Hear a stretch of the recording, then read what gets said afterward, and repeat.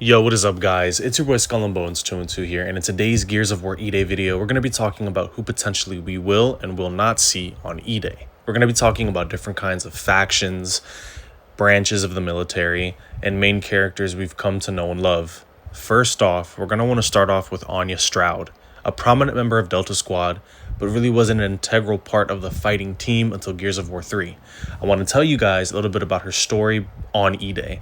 You see, on E-Day, she was still in CIC, which is the communications and intelligence part of the COG.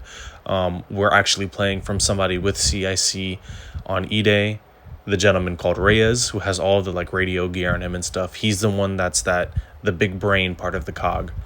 Anya, specifically, actually was in Tyrus, or New Ephyra, the capital of Sarah, when E-Day had occurred. She was there alongside Min. So in the original Delta Squad, we can already count off Min and Anya because they were in the same place at the same time. Now I know that Gears of War E-Day is going to be changing a lot of lore and changing when things happen. We can jump right to the chainsaw, how they changed the time frame from when it happened, and I assume they're going to be doing the same thing in Gears of War E-Day.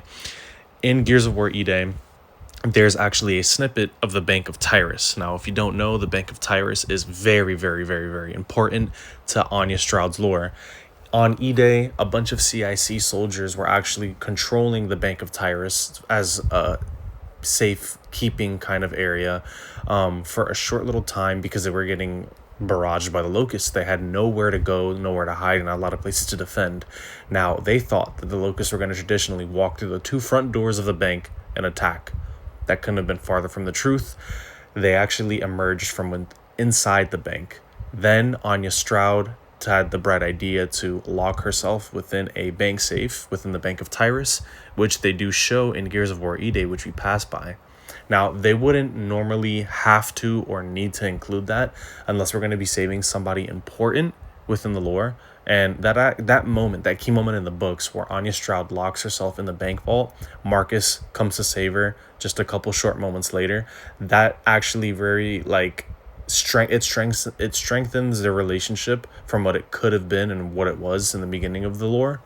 So I think that's going to be a very prominent part. We are going to be able to see Anya Stroud. If you're wondering about where Min Young Kim was, he was where she was in New Ephyra, defending actually Hoffman's convoy, as we saw in the beginning of Gears of War 4.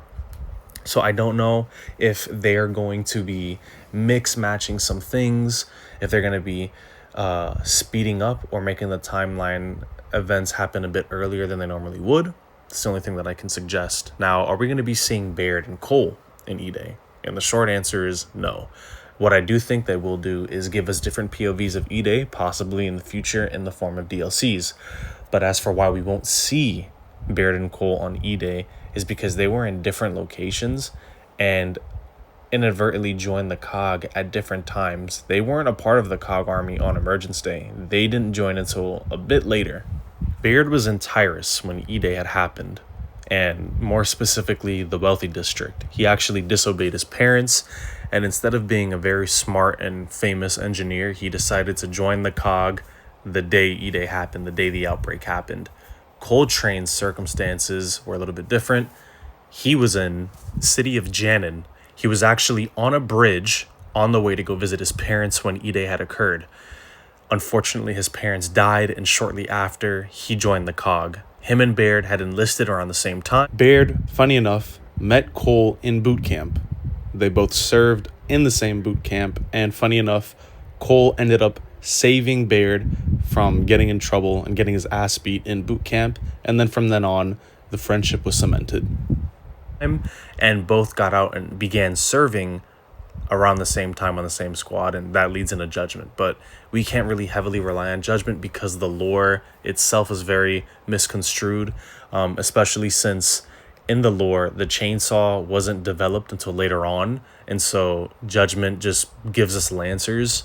And so there's a lot of really bad lore with Judgment, so we can't really go off of it too much, besides the fact that we do get to see a young Cole and Baird.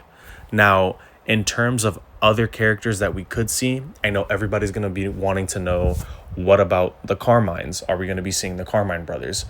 And unfortunately, no, we won't be seeing any Carmines, and the only of age Carmine was Will Carmine actually dies on Emergence Day to General Rom. Like literally, he is General Rom's first human kill.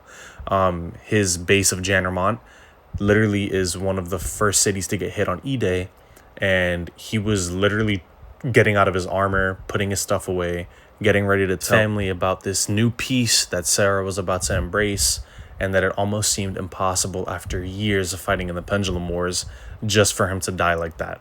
Now, everybody's going to be wondering about what are the ages of the Carmine brothers that we know in the regular trilogy. Anthony was too young. Benjamin was way too young. Benjamin wasn't even born on Emergence Day. Bro was actually born 4 years after Emergence Day, and that's probably one of the worst things to do, is to be born into a dying world, which is sad. He didn't know anything but conflict, but it's not like his other brothers who had been born before him knew any better either. They did not know peace. The only Carmine that knew any shred of peace would have been Lizzie and Gary Carmine, and that's like later on. But that's a whole other bone to pick, and I don't even want to get into that. We're focusing about the guys that we could or most likely will be seeing or a mention of. And I do think that they're going to have to pull out of their ass. The coalition is going to have to just either bring up the father of the Carmines who was in the service, or we're just going to have to talk about another Carmine that's an extended family member that is in the military, because there's a bunch of them, and this person will be new specifically to Kelowna and its story. But the only person that would have had any recollection out of all of the brothers would have been Clayton. Clayton, as soon as he was eligible, conscripted and joined the COG at the ripe age of 18. Bro didn't waste any time. It didn't help either that his brothers looked up to him and they followed in his footsteps and shortly met their demise soon after, which prompted his rage and hate even more. You know, he had joined initially for the cause of humanity and to fight for those that had been lost on the initial outbreak of E-Day, but fueling his hatred even more of the Locust was learning of the passing of Benjamin and Anthony. So the only, E-Day-esque thing we learn about Clayton is, he was still young when E-Day had occurred, but we do get to see his Carmine armor, his recruit armor from when he was in a squad, when he was, active before Hollow Storm and stuff like that. And Clayton more than likely had, and everybody always wonders, why does Clayton's armor look different? This is due in part that the gear that he's wearing, the armor that he's wearing more specifically, is akin to the era of the gears transitioning out of the Pendulum Wars and entering a new era. So the new generation, new era armor that was phased in very last minute was that new Anthony Carmine Gen 1 armor that we saw, and then it had evolved with filters for Hollow Storm, which was the Gen 2 armor that Benjamin had. And obviously they do it for narrative purposes, but for Clayton, he was getting armor that unfortunately had been phased out and ended up just adopting a more custom look anyways to armor that fit him better, fit his needs better, spoke to him a bit more. And that's why Clayton's armor never really featured any traditional features besides his recruit armor. And I really do like recruit Clayton. You can still see some hints of classic Clayton in there where he keeps his big knife on his boot. He does move it up to his chest later on, but it's the subtle things like that. But Will Carmine actually shares the same armor that Clayton wears, and I know that because in the comics it's the exact same helmet, and you can just automatically connect the dots that either Clayton had gotten armor passed down from Will, or that's just the armor at the time that the COG was wearing. And I'm pretty sure it's, the prior, that was just the armor at the time. So Clayton was wearing like end of Pendulum War era COG armor, and then everybody else just got this new armor that had phased out that old armor, unfortunately. So that's basically some of the insight of what people were doing on E-Day, and where they were, and who we may or may not see on E-Day. I do believe that we have the best opportunity to get more stories out of Emergence Day due to DLCs. Like, we can tell Clayton's recruitment story as a DLC. We can tell Baird and Cole story through a DLC. The possibilities are endless.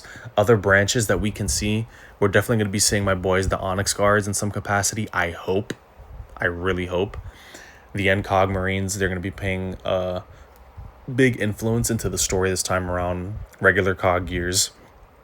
We may see commandos. We do know that Dominic Santiago is a commando, and he's in Kelowna when all of this is happening. So who's to say that we may not see or may find other commandos in the area that Dom meets up with Marcus.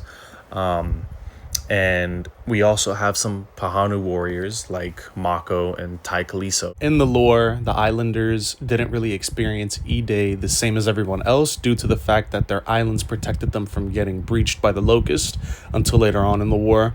So a lot of characters like Bernie and other Islander characters that aren't currently on the major land masses of Sarah don't actually know what's going on. They're only getting news reports of what's happening and don't really get into the conflict a little bit later on. So that's really all I have to say about that. If anybody had any questions regarding Hoffman, he was where Anya and Kim was. Obviously, we saw them on Emergence Day in the beginning of Gears of War 4. And then the last two, Marcus and Dom. We know that their story is taking place in Kelowna. In the books, it was a bit different. But here we're talking about the game, and the game is fitting them in an earlier timeline to fit the narrative of this timepiece and game. So that's pretty much it. But if you guys are excited for E-Day and who we could possibly see and had questions, and hopefully I answered them with the lore, don't forget to leave a like, comment, subscribe, spread the video to your friends. This is your boy Skull and Bones 2 and 2. I will catch you guys in the next video. Peace.